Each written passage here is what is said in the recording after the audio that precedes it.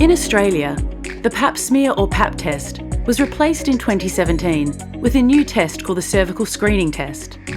It's a better test that can detect cervical cancer risk much earlier than the Pap test could. The Cervical Screening Test looks for a virus called the human papillomavirus, or HPV, which causes almost all cases of cervical cancer. HPV is a very common virus that is spread through sexual activity and can affect people of any gender or sexuality.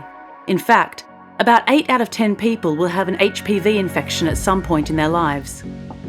You probably won't know if you've had an HPV infection because it doesn't usually have any symptoms. Your body will usually clear the HPV infection naturally, but if your body can't clear the infection, it can over time cause changes to the cells in your cervix. If left untreated, these cell changes may develop into cervical cancer. There is no treatment for HPV, but finding it early and treating any cell changes it may cause protects you against cervical cancer.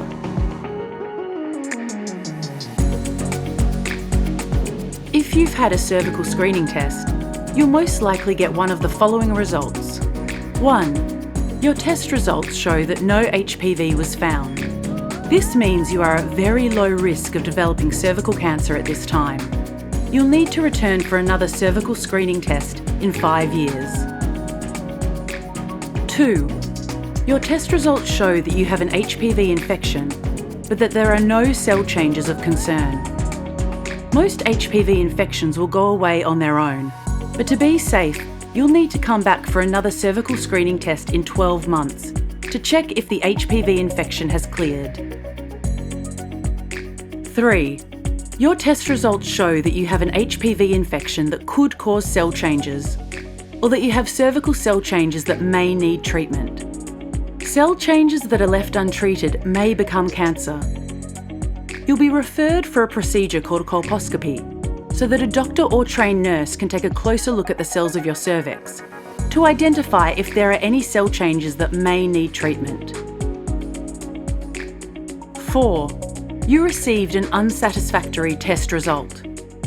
A small proportion of tests are not able to be properly examined in the laboratory. This doesn't mean something is wrong, but you'll need to come back in to do another cervical screening test. Whatever your test result is, make sure you attend any follow-up testing that your healthcare provider recommends. It's important to remember that having an abnormal cervical screening test result is very common, but developing cervical cancer is very rare. Most abnormal cell changes are not cancer and can be treated quickly and easily.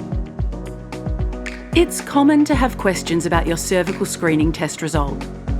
For more information and support, talk to your healthcare provider.